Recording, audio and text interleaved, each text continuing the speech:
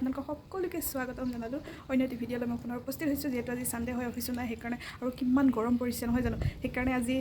খল মাছ আৰু চুকা টেঙাৰ ৰেচিপি এটা লৈ আহিছোঁ তো ভিডিঅ'টো স্কিপ নকৰি শেষলৈ চাই যাব কি ধৰণে মই সিম্পলভাৱে বনালোঁ তেতিয়াহ'লে বলক ভিডিঅ'টো ষ্টাৰ্ট কৰোঁ এয়া মই খল মাছখিনি ধুনীয়াকৈ পৰিষ্কাৰকৈ ধুই ল'লোঁ নিমখ দি পুৰা খচি ধুলোঁ এতিয়া এইখিনিত দিম নিমখ তাৰপিছতে হালধি গুড়ি লগাই এইখিনি ধুনীয়াকৈ ফ্ৰাই কৰি ল'ম এতিয়া আৰু মই গেছটো লগাই দিলোঁ কেৰাহীটো গৰম হোৱাৰ পিছত এতিয়া মোৰ কেৰাহীটো হৈ গ'ল গৰম এতিয়া দিওঁ মিঠাতেল মাছখিনি ফ্ৰাই কৰি ল'ম এতিয়া যিহেতু তেল দি ল'লোঁ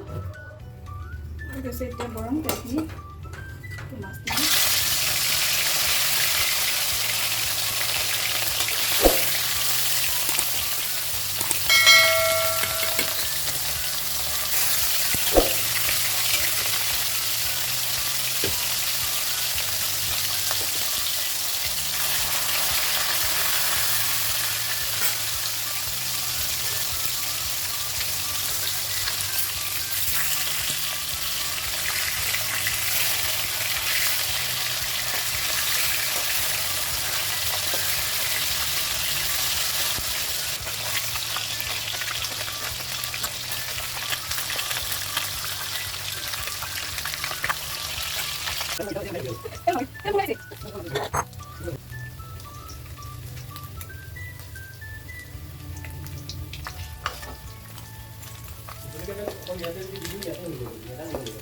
হ'ব নেকি সেনেকৈ মাজত দি দিবা তেতিয়াহ'লে অঁ হ'ব চাগে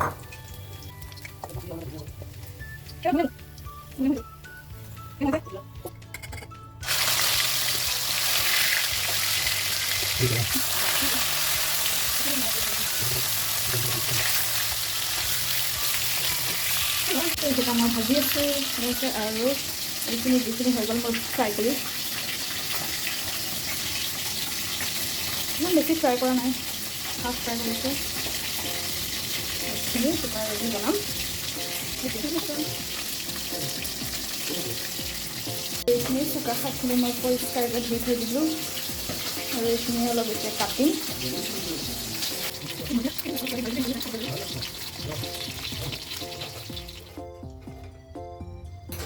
কেৰাহীটো বহাই দিলোঁ গেছটো লগাই দিলোঁ এতিয়া মই বনাম চুকাৰ শাকখন কেৰাহীটো হৈ গ'ল গৰম এতিয়া মই তেল দিম জাষ্ট অকণমান তেল দিম যাতে মই যিখিনি পিঁয়াজ লৈছোঁ আৰু আদা নহৰু লৈছোঁ সেইখিনি অলপ ভাজি ল'ব পাৰোঁ দি দিলোঁ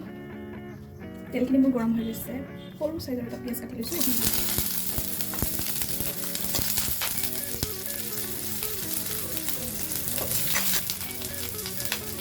দিয়া দিব আদা নহৰু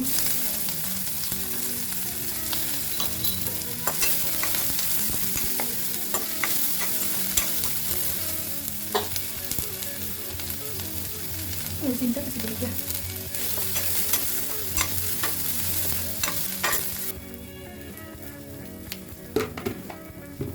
তাৰপিছত এতিয়া মই হালধি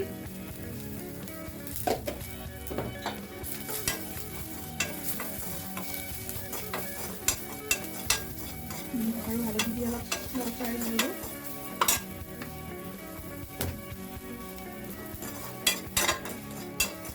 ইমান কমকৈ মানে তেল দিছোঁ মই দেখিবলৈ পাইছে তাৰপিছত এতিয়া দিম কাটি লোৱা চুকা শাকখিনি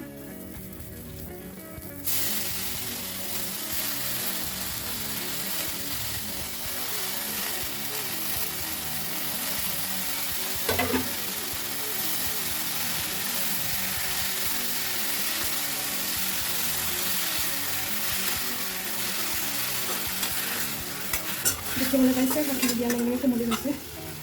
কিমান এসোপা আছিলে